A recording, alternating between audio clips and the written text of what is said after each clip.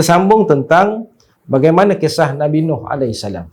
Tadi telah Nabi Nuh alaihissalam berdoa kepada Allah Subhanahu wa taala dengan doa, wa qala nuhur rabbi la tazar 'alal ardi minal kafirin dayyara. Nuh berkata, ya Tuhanku, ini doa dia, janganlah engkau biarkan seorang pun di antara orang kafir tinggal di atas muka bumi. Innaka intazarhum yudillu ibadaka wa la yalidu illa fajiran kafara. Sungguhnya jika engkau biarkan mereka tinggal, nescaya mereka akan menyesatkan hamba-hambamu dan mereka akan melahirkan anak-anak yang jahat dan tidak tahu bersyukur. Inilah keluhan Nabi Nuh alaihissalam sebagai satu signal kepada Allah, ya Allah, buatlah sesuatu kepada mereka kerana aku telah menyampaikan apa yang telah engkau perintahkan kepadaku. Namun inilah hasilnya, bahawa hanyalah sejumlah kecil daripada kaumku yang beriman kepadamu, ya Allah. Baik, lalu Allah telah perintahkan Nabi Nuh alaihissalam membuat bahtera dengan penguasaan malaikat Jibril alaihissalam. Soalnya, berapa besar bahtera tersebut? Mengikut pendapat-pendapat di kalangan yang mengkaji tentang keluasan bahtera tersebut. Bahtera itu, tuan-tuan sekalian, dijumpai di pergunungan Ararat dengan lebih kurang ketinggian 2000 meter daripada aras laut. Menunjukkan kapal itu sendiri tersadai di pertengahan gunung. Dikatakan saiz kapal tersebut dengan keluasan panjang lebih kurang 500 kaki ataupun 1524 meter. Panjang saja. Menunjukkan panjang 1 kilometer, 1.5 kilometer panjang. Lebarnya 83 kaki ataupun 272.3 lebarnya, 272 meter, dan kemudian tingginya 50 kaki, dianggarkan 173.88 meter. Besar sungguh sekian kapal tersebut. Bagaimana seorang manusia dibantu oleh kaum dia yang beriman membina sebuah kapal sebesar itu? Sudah tentu pertolongan daripada Allah SWT.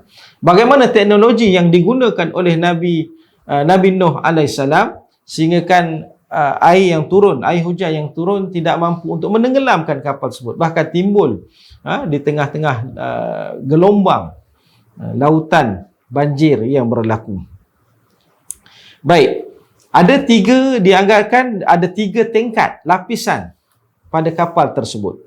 Tingkat pertama ditempatkan untuk haiwan liar dan yang sudah dijinakkan. Tingkat bawah, haiwan-haiwan liar semua Allah perintahkan Nabi Nuh bukan sekadar membawa manusia bersama, pengikut-pengikut, tapi binatang-binatang, supaya dapat selamatkan binatang-binatang ini dan tidak berlaku kepupusan kepada haiwan-haiwan tersebut.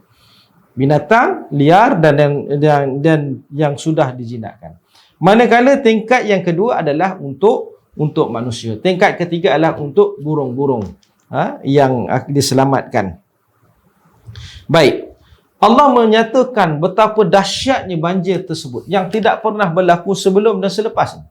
Tak pernah berlaku. Allah perintahkan selama 40 hari, 40 malam. Air daripada bumi keluar. Allah perintahkan, wahai bumi, keluarkan air.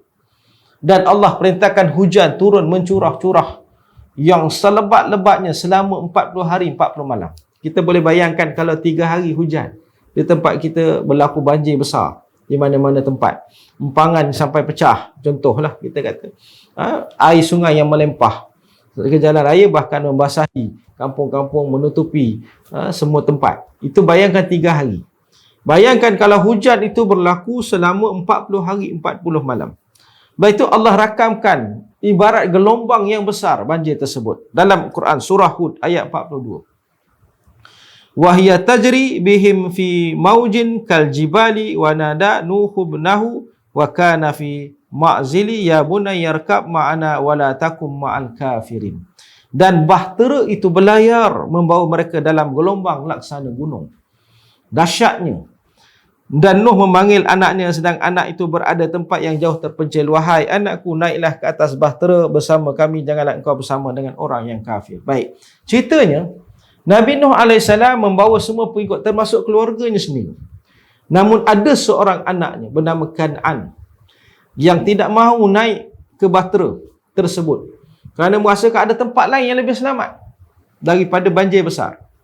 Nabi Nuh memanggil-manggil anaknya. Di saat banjir yang umpama gelombang, Allah menggerakkan umpama gelombang yang besar, maka Nabi Nuh memanggil anaknya, Kan'an, naiklah bersama dengan kami. Tetapi anaknya enggan, sehingga Allah memisahkan mereka itu, matilah anaknya dalam keadaan kekufuran. Siapa yang tidak naik di atas bahtera, maka dia termasuk mereka yang engkar, mereka yang kufur. Sehingga Allah menyatakan bahawa anaknya itu tidak termasuk di kalangan golongan yang beriman kepada Allah Subhanahu wa taala. Tuan-tuan dirahmati Allah sekalian, timbul persoalan. Pertama sekali, para sejarawan, ulama juga membahaskan, banjir itu adakah berlaku di kawasan domestik sahaja, kawasan tempat dakwah Nabi Nabi Nuh alaihissalam, ataupun banjir itu berlaku seluruh dunia. Kita ambil pendapat yang kuat mengatakan bahawa banjir itu hanyalah berlaku di tempat kawasan Nabi Nuh alaihissalam berdakwah sahaja. Iaitulah di sekitar wilayah Mesopotamia meliputi Turki, Iran dan juga Rusia. Kerana penemuan-penemuan yang mereka lihat ada kawah besar yang terbentuk dan juga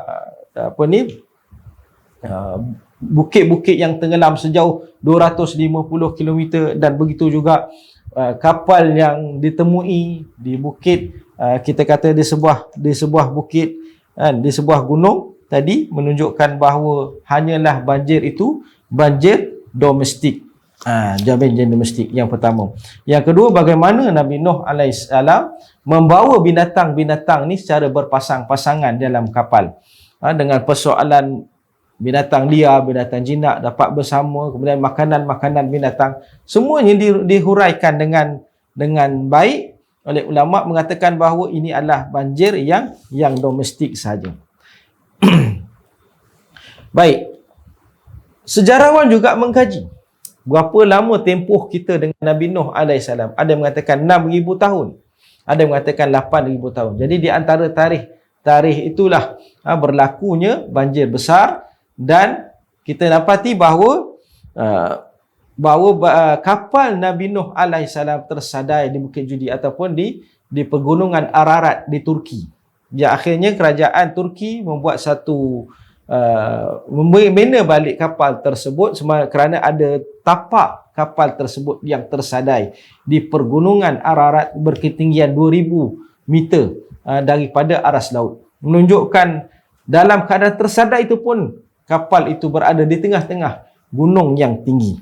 Allah berfirman, bila mana berlakunya 40 hari 40 malam banjir yang sehingga menenggelamkan seluruh penduduk ataupun apa sahaja di atas muka bumi, Allah berfirman, wa qila ya ardu bla'i ma'aki wa ya sama'u aqli'i wa ghidal ma'u wa qudiyal amr wastawat 'alal judi wa qila bu'dan lil qaumiz zalimin.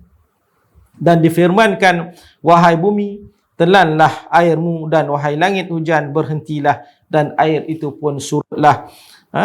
Disurutkan, perintah pun diselesaikan, bahtera itu berlabuh di atas Bukit Judi yang kita sebut tadi, di pergunungan Ararat, dan dikatakan binasalah orang yang zalim. Akhirnya, tuan-tuan dirahmati Allah, apa kesudahan kepada kaum yang kufur, engkar kepada perintah Allah dan Rasul? Mereka dibinasakan oleh Allah SWT. Mereka dihinakan oleh Allah. Manakala apa kesudahan mereka yang beriman kepada Allah? Mereka inilah orang yang berjaya. Jadi apa sikap kita? Teruslah patuh dan taat kepada perintah Allah. Kerana kita nak jadi golongan kaum yang berjaya. Kita tidak mahu menjadi kaum yang engkar, kufur, yang akhirnya dimusnahkan oleh Allah SWT dengan sehinanya. Baik, inilah bala yang pertama, kemusnahan pertama pada satu kaum yang engkar, yang kufur kepada Allah, dan Allah jadikan kemusnahan itu dalam bentuk banjir besar. Lepas ni banyak lagi kita akan telusuri kisah para anbiya, para rasul, dan kesudahan kepada kaum yang menentang Allah dan Rasul ini dengan kehinaan, dengan kehancuran yang dahsyat, yang tidak pernah kita gambarkan selama ini. Wallahu alam, sekadar itulah. Aku wabillahi taufiq wal hidayah. Assalamualaikum warahmatullahi wabarakatuh.